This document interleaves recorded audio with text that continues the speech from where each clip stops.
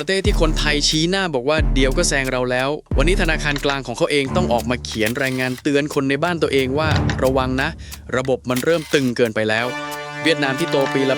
8-9% ตัวเลขสวยจนใครก็อยากไปลงทุนปรากฏว่าใต้ตัวเลขสวยๆนั้นมีรูโหว่อยู่รูนึงที่ใหญ่จนสำนักข่าวบลูมเบิร์กหยิบมาพาดหัวเมื่อวันที่ 13 สิงหาคมที่ผ่านมา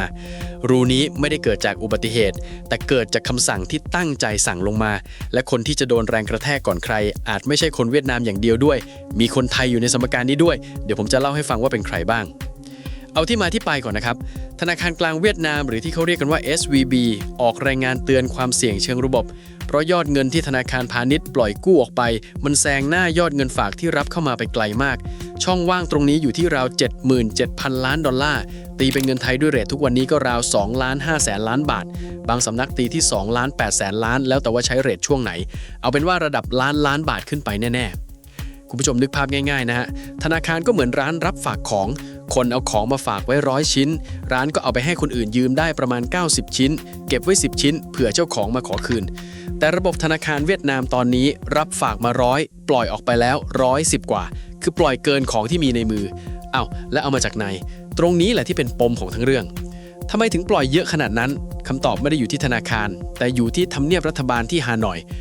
ตัวละครที่ต้องปักหมุดไว้คือนายกรัฐมนตรีกับเลขาธิการพรรคเป็นคนวางเป้าหมายว่าเวียดนามต้องโตให้ได้ 10% ต่อปีไม่ใช่แค่ปีเดียวนะฮะแต่ต้องโตแบบนี้ไปยาวๆถึงปี 2573 เพราะเขาตั้งธงไว้ว่าปี 2588 เวียดนามต้องเป็นประเทศรายได้สูงให้ได้สภาแห่งชาติเวียดนามรับรองเป้านี้ไปตั้งแต่ปลายปีที่แล้วพอครึ่งปีแรกของปีนี้ตัวเลขออกมาโต 8.2 ซึ่งถ้าเป็นบ้านเราคือดีมากแต่สำหรับเป้า 10% คือยังไม่พอรัฐบาลเลยออกมติสั่งเลยว่าครึ่งปีหลังต้องโตให้ได้เกือบ 12% ทีนี้เงินจะมาจากไหนคุณผู้ชมครับประเทศเขาตั้งงบลงทุนโครงสร้างพื้นฐานไว้มหาศาลทั้งรถไฟทั้งถนนทั้งโรงไฟฟ้าประเมินกันว่า5ปีข้างหน้าต้องใช้เงินระดับล้านดอลลาร์ขึ้นไป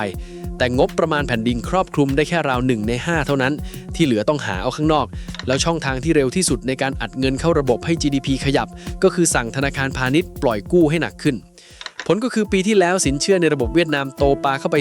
19% สูงสุดในรอบหลายปีปีนี้ธนาคารกลางพยายามหั่นเป้าลงมาเหลือ 15แต่กลางปีมันวิ่งทะลุ 18ไปแล้วแถมโครงการใหญ่ๆของกลุ่มทุนใหญ่ยังได้สิทธิ์ยกเว้นโควต้าอีก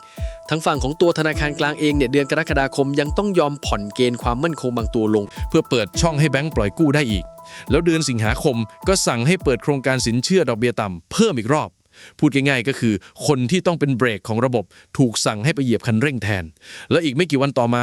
คนเดียวก็เนี่ยแหละต้องเขียนรายงานออกมาเตือนว่าเบรกมันเริ่มไม่อยู่แล้วแต่คำถามที่ผมสงสัยกว่านั้นคือแล้วฝั่งเงินฝากนะทำไมโตตามไม่ทันเพราะรัฐบาลกดดอกเบี้ยไว้ต่ำเพื่อให้ต้นทุนกู้ยืมถูกคนกู้จะได้กู้เยอะๆแต่ผลข้างเคียงคือคนฝากก็ไม่อยากฝากไปดอกเบี้ยแทบไม่ทันเงินเฟ้อชาวเวียดนามเลยหอบเงินไปที่อื่นไปทองคำไปที่ดินไปคอนโดใครอยู่เวียดนามช่วง2 ปีที่ผ่านมาจะเห็นภาพคนต่อคิวหน้าร้านทองยาวเป็นหางว่าวราคาทองในประเทศเขาเคยแพงกว่าราคาตลาดโลกจนรัฐบาลต้องออกกฎหมายเลิกผูกขาดการผลิตทองแท่งเมื่อปลายปีที่แล้วส่วนต่างถึงค่อยแคบลงมารวมความแล้วก็คือท่อขาเข้าถูกบีบท่อขาออกถูกเร่งเงินฝากโต 14สินเชื่อโต 19ห่างกันปีละ 5% สะสมมา 4-5 ปีมันก็กลายเป็นหลุม 2,500,000 ล้านบาทอย่างที่เห็นแล้วแบงก์เขาอุดหลุมนี้ด้วยอะไรนี่คือของที่ผมเก็บไว้ยังไม่เฉลยก่อนถึงตรงนั้นมีอีกเรื่องที่ต้องเล่าคู่กันเพราะมันคือเหตุผลว่าทำไมพรรคคอมมิวนิสต์เวียดนามถึงยอมเสี่ยงขนาดนี้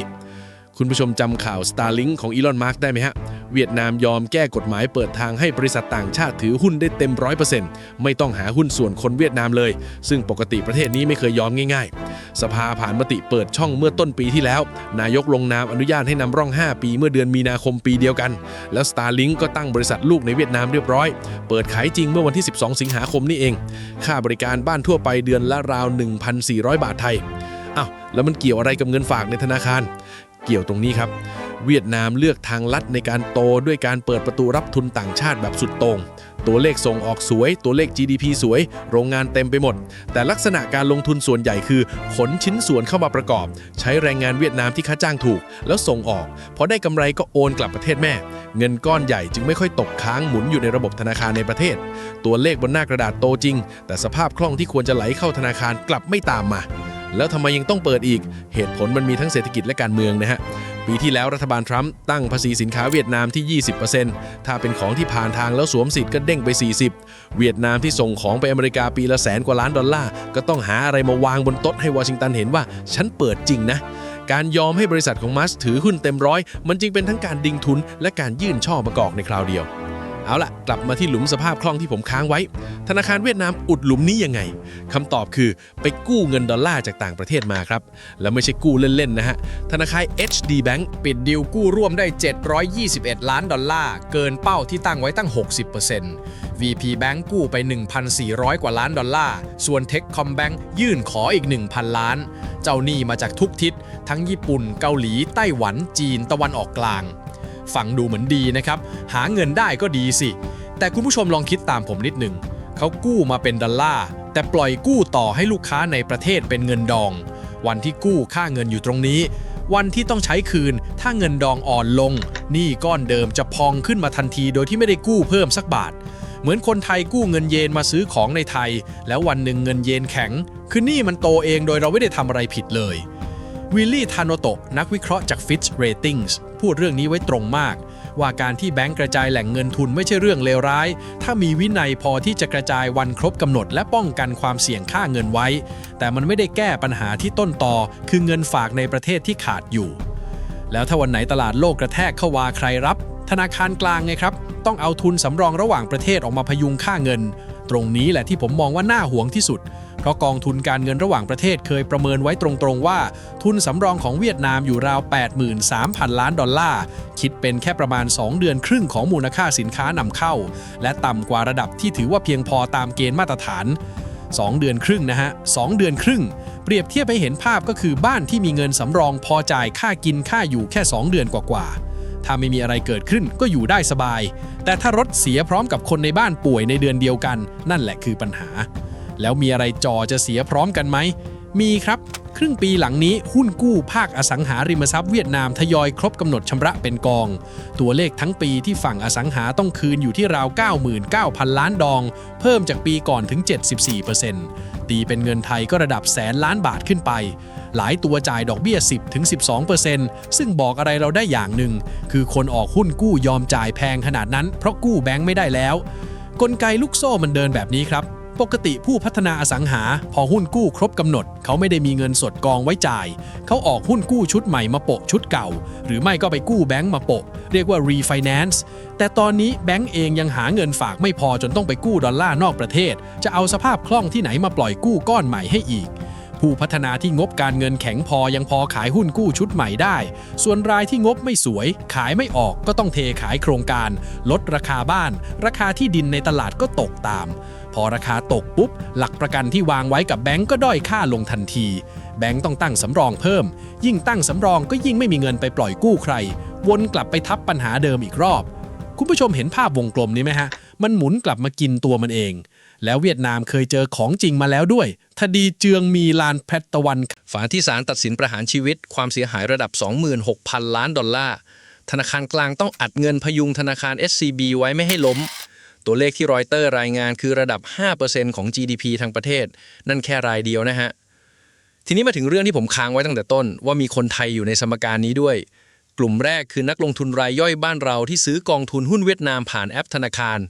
ช่วงปีที่แล้วดัชนีตลาดหุ้นเวียดนามบวกไป 40% ใครถือช่วงนั้นยิ้มแก้มปริแต่ปีนี้ราคาขึ้นไปทำจุดสูงสุดแถว 1,900 กว่าจุดแล้วย่อลงมาแถว 1,800 กองทุนเวียดนามในไทยบางกองผลตอบแทน1ปีย้อนหลังยังบวก10กว่าถึง20กว่า%แต่บางกองติดลบ10กว่า%ในช่วงเดียวกันต่างกันคนละทางเลยเพราะแต่ละกองถือหุ้นคนละกลุ่มบางกองน้ำหนักหุ้นแบงก์กับอสังหาเยอะซึ่ง2กลุ่มนี้แหละคือกลุ่มที่อยู่ใจกลางเรื่องที่ผมเล่ามาทั้งหมดใครถือกองทุนเวียดนามอยู่ผมแนะนำให้เปิดดูหน่อยว่ากองที่ตัวเองถือมีหุ้น2กลุ่มนี้อยู่เท่าไหร่ไม่ได้บอกให้ขายนะฮะแต่ให้รู้ว่าถืออะไรอยู่ส่วนอีกด้านที่ต้องพูดกันตรงๆคือทุนไทยรายใหญ่ที่ปักหลักในเวียดนามมานาน SCG ลงทุนโรงงานปิโตรเคมีที่ลองเซินไปเกิน 5,000 ล้านดอลลาร์ครึ่งปีแรกปีนี้รายได้ในเวียดนามโตขึ้นมาเท่าตัวไทยเบฟถือหุ้นซาเบโก้เกินครึ่งเซ็นทรัลรีเทลมีห้าง300กว่าสาขายังไม่นับ CP อมตะ WHA ที่ปิดตั้งนิคมอุตสาหกรรมกลุ่มนี้เขาลงทุนยาวไม่ได้เข้าไปเก็งกำไรระยะสั้นแต่ความเสี่ยงที่จับต้องได้จริงมี2อย่าง อย่างแรกคือค่าเงินดองเพราะเขาขายของเก็บรายได้เป็นดองและต้องแปลงกลับมาเป็นบาทลงงบบริษัทแม่ที่ตลาดหุ้นไทยดองอ่อนเมื่อไหร่กำไรที่แปลงกลับมาก็หดทันทีอย่างที่2คือไฟฟ้าเรื่องไฟนี่แหละที่คนไม่ค่อยพูดถึงกันนิคมอุตสาหกรรมภาคเหนือของเวียดนามแถวบักหนิงความต้องการใช้ไฟช่วงพีคพุ่งขึ้นกว่า 30% ในปีเดียว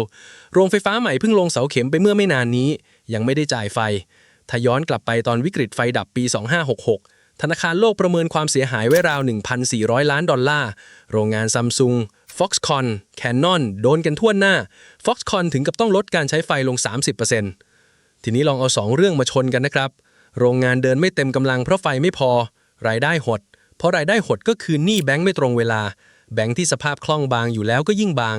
แล้ววันที่แบงก์เข้มงวดขึ้นคนที่โดนตัดวงเงินก่อนใครมักไม่ใช่บริษัทข้ามชาติรายใหญ่แต่เป็นผู้รับเหมาช่วงเป็นซัพพลายเออร์รายเล็กที่ป้อนของให้โรงงานเหล่านั้นอีกทีซึ่งในนั้นมีบริษัทไทยขนาดกลางที่ตามนายทุนใหญ่ไปเปิดโรงงานอยู่ด้วยไม่น้อยแต่ผมจะไม่ปิดท้ายด้วยภาพมืดข้างเดียวนะฮะเพราะเวียดนามยังมีไพ่อีกใบที่รอเปิดอยู่21 สิงหาคมนี้ฟุตซี่รัสเซลจะเลื่อนสถานะตลาดหุ้นเวียดนามจากตลาดชายขอบขึ้นเป็นตลาดเกิดใหม่อย่างเป็นทางการซึ่งจะดึงเงินกองทุนต่างชาติไหลเข้าประเทศแบบอัตโนมัติมีการประเมินกันตั้งแต่ 1,500 ล้านดอลลาร์ไปจนถึง 5,000 ล้านแล้วแต่สำนัก Moody's เองเพิ่งปรับมุมมองเครดิตเวียดนามไปในทางบวกก็เท่ากับว่าเราจะได้เห็นการชนกันของ2แรงพอดีแรงหนึ่งคือเงินต่างชาติที่กำลังจะไหลเข้าอีกแรงคือหนี้หุ้นกู้อสังหาที่กำลังจะครบกำหนดในไตรมาสสุดท้ายถ้าเงินก้อนใหม่มาทันและไหลไปถึงมือคนที่ต้องใช้หนี้เรื่องนี้ก็จบลงที่คำว่าตกใจฟรีแต่ถ้าเงินมาแล้วกองอยู่แค่หุ้นตัวใหญ่ไม่กี่ตัวส่วนผู้พัฒนาที่ต้องคืนหนี้ยังหาเงินไม่ได้อยู่ดีปลายปีนี้เราจะได้เห็นข่าวผิดนัดชำระหนี้เป็นรายๆออกมาแน่นอนคุณผู้ชมที่ถือกองทุนเวียดนามอยู่ก็ต้องรอดูครับว่าหลังจากวันนั้นดัชนีเข้าไปทางไหนเงินไหลเข้าจริงแล้วอยู่กับที่หรือไหลเข้าแล้วไหลออกภายในเดือนเดียวคำตอบของทั้งเรื่องนี้จะโผล่มาให้เห็นเองตรงนั้นครับ